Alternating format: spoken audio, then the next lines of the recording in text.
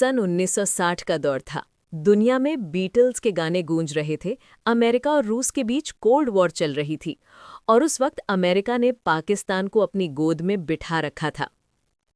कई सैन्य समझौतों में शामिल होकर अमेरिका ने पाकिस्तान को खूब आधुनिक हथियार दिए, जिनमें सबसे प्रसिद्ध थे अमेरिकी M47 और M48 pattern tanks.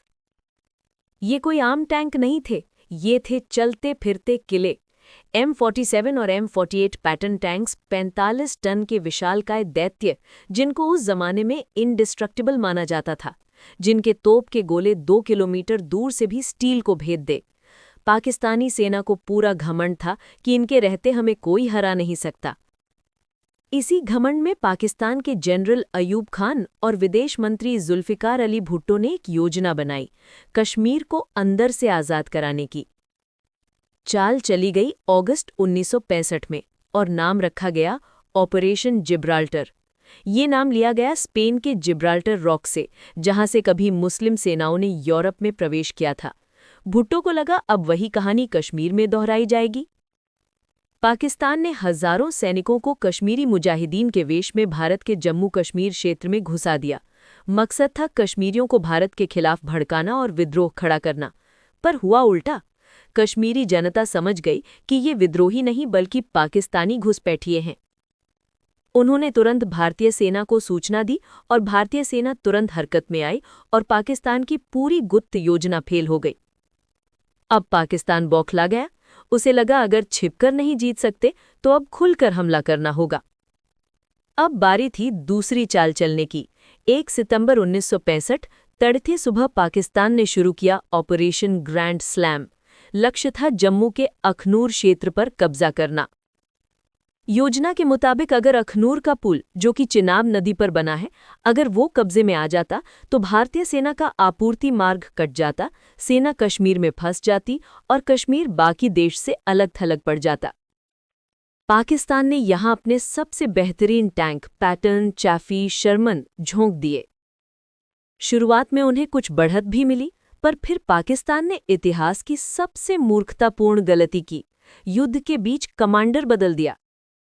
General Akhtar Malik को हटाकर जनरल याहिया खान को लाया गया, पर तब तक भारतीय सेना ने मोर्चा संभाल लिया था। पाकिस्तान का ये ग्रैंड हमला अब स्लैम बन गया। भारत ने जवाबी कदम उठाया और अब युद्ध पूरे मोर्चे पर फैल गया। पाकिस्तान की ये चाल भी विफल हो गई। 8 सितंबर 1965 को पाकिस्तान का first armoured division major general Nasir Ahmed Khan की अगुवाई में खेमकरण के रास्ते भारत की ओर बढ़ा। खेमकरण लाहौर से बस कुछ किलोमीटर दूर था।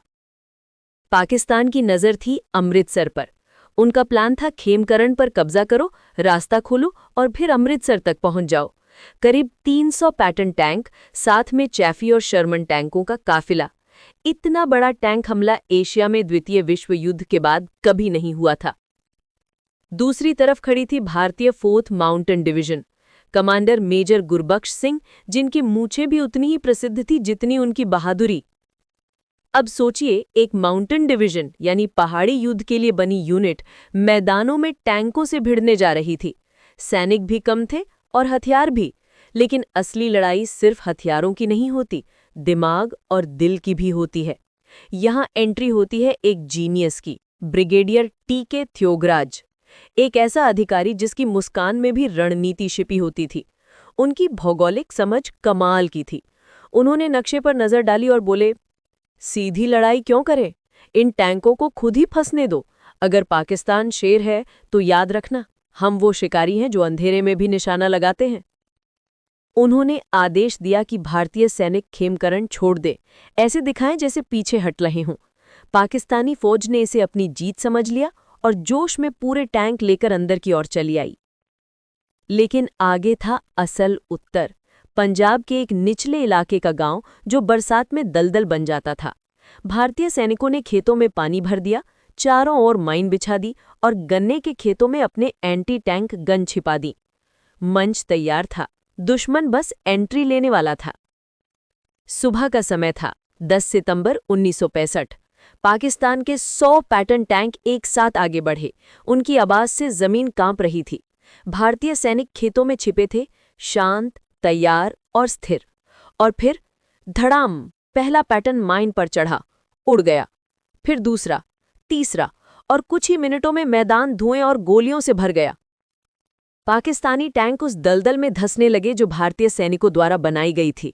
भारतीय गनरों ने चारों ओर से हमला बोला, और इसी दलदल में खड़ा था एक साधारण सा जवान, कंपनी क्वार्टरमास्टर हवलदार अब्दुल हमीद।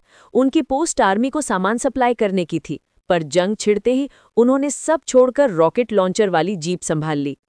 उसके पास ना तो पैटर्न था, ना बड़ी तोप, बस एक जीप पर लगी 106 मिलीमीटर की रिकॉइललेस गन। 9 सितंबर की सुबह अब्दुल हमीद ने पहला पैटर्न टैंक उड़ा दिया, कुछ ही घंटों में दूसरा भी। दूसरे दिन फिर 2 और टैंक।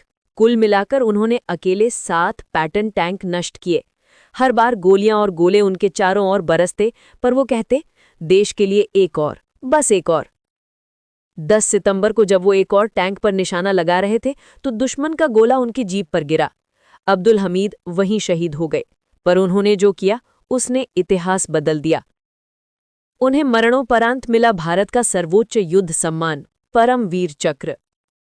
इस युद्ध में एक नाम और इतिहास में अमर हुआ, lieutenant colonel A.B. Tarapore, Poona horse regiment. उनकी टुकड़ी ने अकेले 13 पाकिस्तानी टैंक उड़ा दिए। खुद तारापोर साहब आग में झुलस गए, पर टैंक छोड़ने से इनकार कर दिया। वो शहीद हुए और वो भी बने परमवीर चक्र विजेता। शाम होते होते असल उत्तर टैंकों का कब्रिस्तान बन चुका था। वो दृश्य पाकिस्तान के अहंकार का सबसे बड़ा सबक था कि युद्ध सिर्फ हथियारों और तकनीक से नहीं, बल्कि होशियारी और जज्बे से जीता जाता है। युद्ध के बाद दोनों देशों ने जीत का दावा किया, पर सच्चाई साफ थी, पैटर्न टैंकों की अजेयता का भ्रम टूट चुका था। आंकड़ों के अनुसार पाकिस्तान के 97 टैंक तबाह या भारत के कब्जे में ले लिए गए थे, जिनमें 72 पैटर्न टैंक थे, और भारत को केवल 32 टैंक का नुकसान हुआ था। अमेरिका और दुनिया के रणनीतिकार हैरान थे, कैसे भारत ने पुरानी तकनीक से अमेरिका के बेहतरीन टैंकों को मात दी। जवाब था भारतीय चालाकी, स्थानीय भौगोलिक समझ और जवानों का दिलेरी से भरा जिगर। कहते हैं असल उत्तर नाम का अर्थ ही होता है सच्चा जवाब, और पाकिस्तान को उसी गांव में सच्चा जवाब मिला, गोलियों और गन्ने के बीच। कब्जे में आए टैंकों को पास ही भीखीविंड गांव में रख दिया गया। वहां का नाम ही रख दिया गया पैटर्न नगर, जहां आज भी जले हुए टैंकों के ढांचे उस जीत की गवाही देते हैं। आज की ये वीडियो आपको कैसी लगी? कमेंट्स में हमें जरूर बताएं। साथ ही इसी प्रकार की और कहानियां सुनने के लिए सब्सक्राइब करना ना भूलें। नमस्कार।